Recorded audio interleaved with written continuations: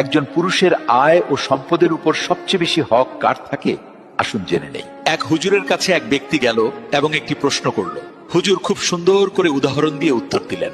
হুজুর বললেন, যদি একটা পুরুষের কাছে তার পরিবারের কাউকে খাওয়ানোর মতো মাত্র এক বেলার খাবার থাকে, আর সেই সময় তার ঘরে তার মাও ক্ষুধার্ত, তার বাবাও ক্ষুধার্ত, তার বোনও ক্ষুধার্ত, তার ভাইও ক্ষুধার্ত, তার মেয়েও ক্ষুধার্ত, তার ছেলে ক্ষুধার্ত এবং তার স্ত্রীও ক্ষুধার্ত, তখন ওই এক বেলার খাবারটা শুধুমাত্র তার স্ত্রীকে দেওয়া তার জন্য ওয়াজিব হবে, কারণ ওই খাবারের ওপর বাকি সবার চেয়ে স্ত্রীর হক বেশি। অর্থাৎ স্ত্রীর উপর খরচ করা স্বামীর জন্য সদকাও, ইবাদতও, আবার দায়িত্ব। কারণ স্ত্রী হলো এমন এক আত্মীয় যে আপনার রক্তের সম্পর্ক নয়, কিন্তু তার বিশ্বস্ততা দেখুন কত গভীর।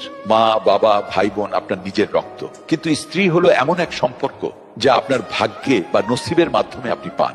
আর তারপর সে আপনার সব ক্লান্তি, সব ব্যথা এবং সব দুশ্চিন্তা ভাগ করে নেয়। তার মনে আপনার জন্য দোয়াও থাকে, আবার আপনার জন্য তার ত্যাগও থাকে। আর আল্লাহ এই সম্পর্ক নিয়ে বলেছেন, নারীরা তোমাদের জন্য পোশাক স্বরূপ আর তোমরা তাদের জন্য পোশাক স্বরূপ। অর্থাৎ স্বামী ও স্ত্রী একে অপরের সাহারা, ইজ্জত এবং পর্দা।